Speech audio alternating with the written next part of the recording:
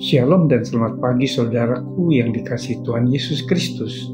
Puji syukur kepada Tuhan, pagi ini kita dalam keadaan baik, sehat, penuh sukacita, dan berkat Tuhan melimpah. Siapkan hati kita untuk menerima berkat firman Tuhan pagi ini. Mari kita berdoa. Tuhan Yesus, kami bersyukur untuk kebaikan-Mu. Tuhan, terima kasih kami masih diberi kesempatan untuk menikmati hidup dan dapat bangun pagi dengan tubuh yang sehat, kuat, dan penuh dengan damai sejahtera. Pagi ini kami kembali mau mendengarkan pesan-pesan firman-Mu. Tuhan, bukakan hati dan pikiran kami agar kami dapat menerima dan mengerti kebenaran firman-Mu. Di dalam nama Tuhan Yesus kami berdoa, amin. Tema renungan kita pagi ini adalah kemurahan bagi orang yang murah hati. Firman Tuhan diambil dari Matius 5 ayat 1-7. Demikian firman Tuhan. Ketika Yesus melihat orang banyak itu, naiklah ia ke atas bukit, dan setelah ia duduk, datanglah murid-muridnya kepadanya. Maka Yesus pun mulai berbicara dan mengajar mereka, katanya, "Berbahagialah orang yang miskin di hadapan Allah, karena merekalah yang mempunyai kerajaan sorga. Berbahagialah orang yang berduka cita, karena mereka akan dihibur. Berbahagialah orang yang lemah lembut, karena mereka akan memiliki bumi. Berbahagialah orang yang lapar dan haus akan kebenaran, karena mereka akan dipuaskan. Berbahagialah orang yang murah hatinya, karena mereka akan beroleh kemurahan." Bapak Ibu Saudaraku, kemurahan hati adalah salah satu wujud dari ucapan syukur. Orang yang mengucap syukur adalah orang yang sadar akan kemurahan Tuhan, sehingga dia juga memiliki kemurahan hati bagi sesamanya. Firman Tuhan dalam Matius 5 ayat 7 mengatakan bahwa orang yang murah hati akan berbahagia. Orang yang murah hati disebut sebagai orang yang berbahagia. Orang miskin, orang berduka cita, orang yang lapar dan haus akan kebenaran, orang yang murah hati adalah orang yang bagi dunia tidak mungkin menemukan kebahagiaan menurut ukuran duniawi. Tetapi firman Tuhan justru mengatakan bahwa orang-orang yang seperti itu akan berbahagia.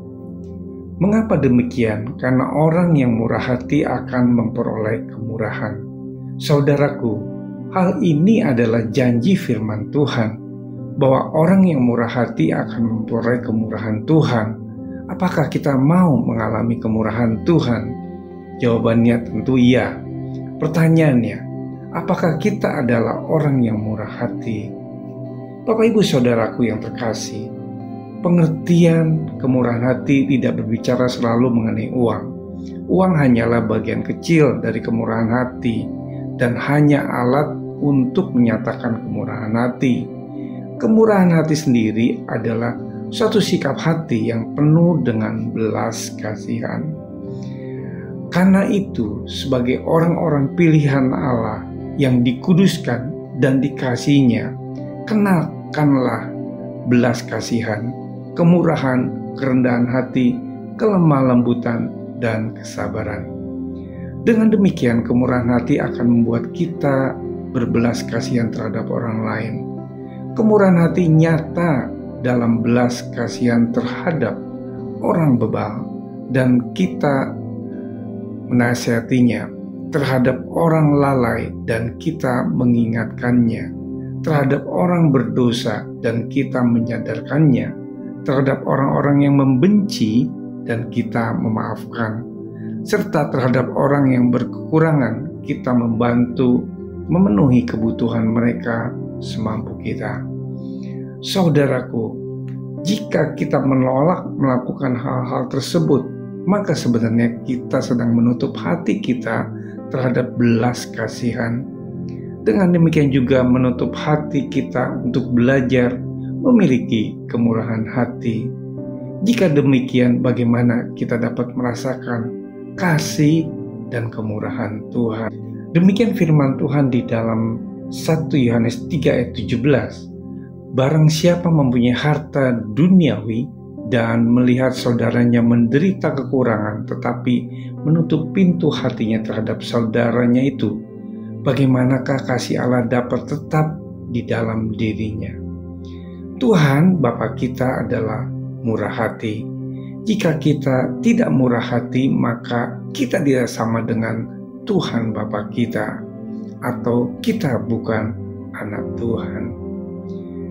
Siapa yang menaruh belas kasihan kepada orang yang lemah, memiutangi Tuhan yang akan membalas perbuatannya itu. Jika kita yang memberi kemurahan kepada orang lain, maka kemurahan itu akan datang kembali kepada kita, sebab Tuhan yang akan membalas kemurahan hati kita. Mari saudaraku, milikilah kemurahan hati, sebab kita sudah memperoleh kemurahan terlebih dahulu dari Tuhan. Firman Tuhan mengatakan bahwa kita diselamatkan oleh kemurahan Tuhan. Kita hidup dan ada sampai hari ini juga karena kemurahan Tuhan. Maka dari itu, bermurah hatilah kepada semua orang. Mari kita berdoa. Tuhan Yesus, terima kasih buat pesan firman-Mu pagi ini. Tuhan Yesuslah yang selalu memberi kebaikan dan kemurahan setiap hari, sehingga kami dapat memiliki kemurahan hati kepada semua orang. Hanya di dalam nama Tuhan Yesus kami berdoa. Haleluya. Amin. Selamat beraktivitas. Tuhan Yesus memberkati.